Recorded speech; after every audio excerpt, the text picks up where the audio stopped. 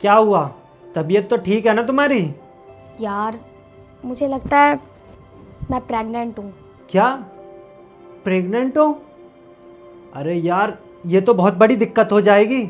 अभी हमारी शादी को सिर्फ 15 दिन हुए हैं। अगर तुम प्रेग्नेंट हो गई, हमारी तो सारी आज़ादी छिन जाएगी। हम ना एक काम करते हैं, या तो तुम पिल्स ले लो या फिर अबॉर्शन करवा लो। हाँ यार, कहते तुम ठीक रहे हो।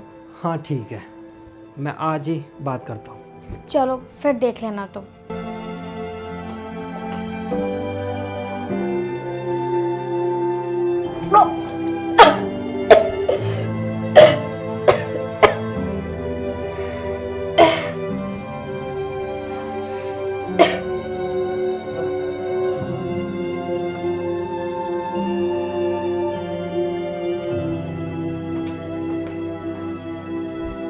सुनो जी, क्या हुआ? तुम इतनी सैड क्यों हो? मुझे लगता है मैं फिर से प्रेग्नेंट हो गई हूँ। अरे वाह, ये तो बहुत अच्छी बात है। हमारे घर में नन्हा बच्चा आ जाएगा। तुम्हें पता है ऋतु, हमारे घर में बहुत सालों बाद कोई नन्हा बच्चा आएगा, और मुझे तो छोटे बच्चे बहुत ज़्यादा पसंद है। बच्चे तो सभी को अच्छे लगते हैं, लेकिन हमारी शादी को तो अभी 1 ही महीना हुआ है, और अगर मैं प्रेग्नेंट हो गई तो हमारे घर वाले क्या सोचेंगे। अभी तो मेरी नई नई जॉब लगी है, अगर मैं इतनी जल्दी प्रेग्नेंट हो गई तो मेरा तो कैरियर ही ख़त्म हो जाएगा। पक्का सोच लिया है ना तुमने? पक्का। चलो ठीक है, मैं केमिस्ट की दुकान से पिल्स लेकर आता हूँ, तो तुम उन्हें खा लेना। ठीक है। ठीक है।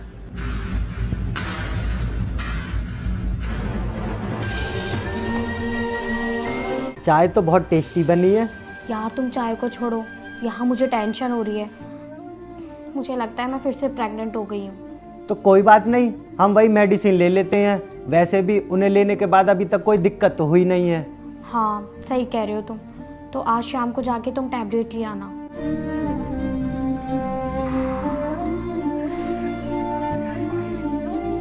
रितु, तुम्हारा ये लेटर आया है ऑफिस से। हाँ जी। ये देखो।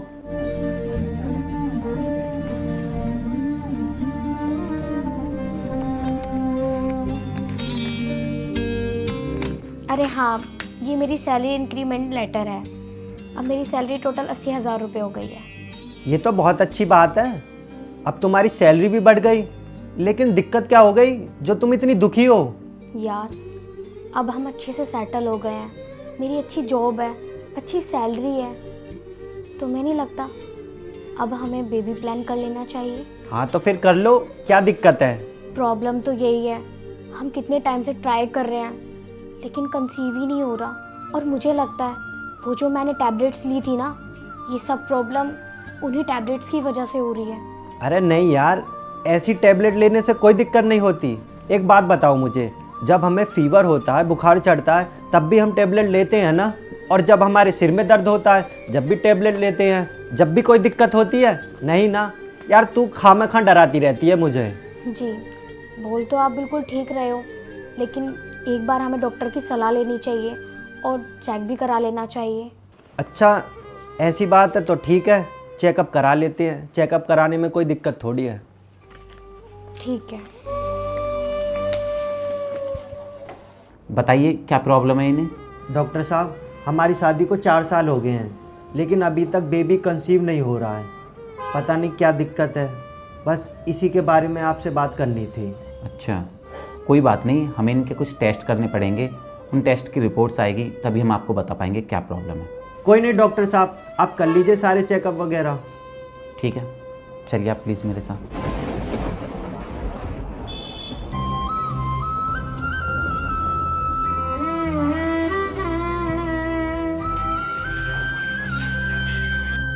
देखिए, बात यह है कि इनके ना एग फर्टिलाइजेशन में दिक्कत आ रही है, उसी की वजह से ये प्रेग्नेंट नहीं हो पा रही है।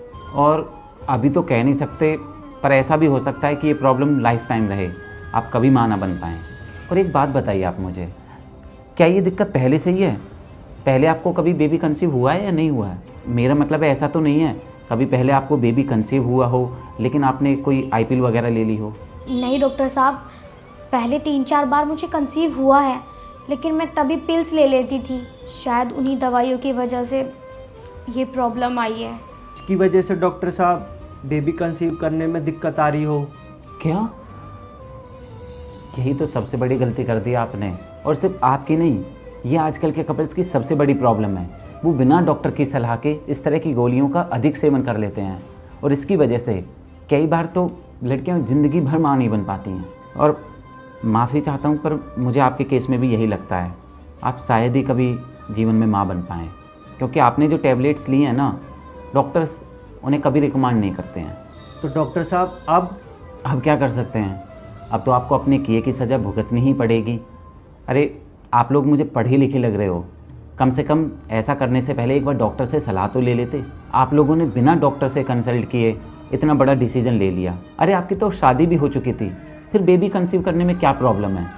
और मान लीजिए बेबी कंसीव करने का डिसीजन आपका है, पर 3 मिसकैरेज, ये तो सच में बहुत बड़ा पाप किया है आपने, और आपको इसके किए की सज़ा तो अब भुगतनी ही पड़ेगी।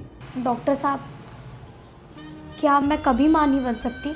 देखिए, अगर आपकी किस्मत बहुत ही ज़्यादा अच्छी रही या ऊपर वाले की आप पर कृपा रही, तो आप ज़रूर माँ बन सकती हैं। बाकी हम और क्या ही कर सकते हैं, हम डॉक्टर्स हैं, हम इलाज कर सकते हैं, बाकी मर्जी तो ऊपर वाले की ही चलती है।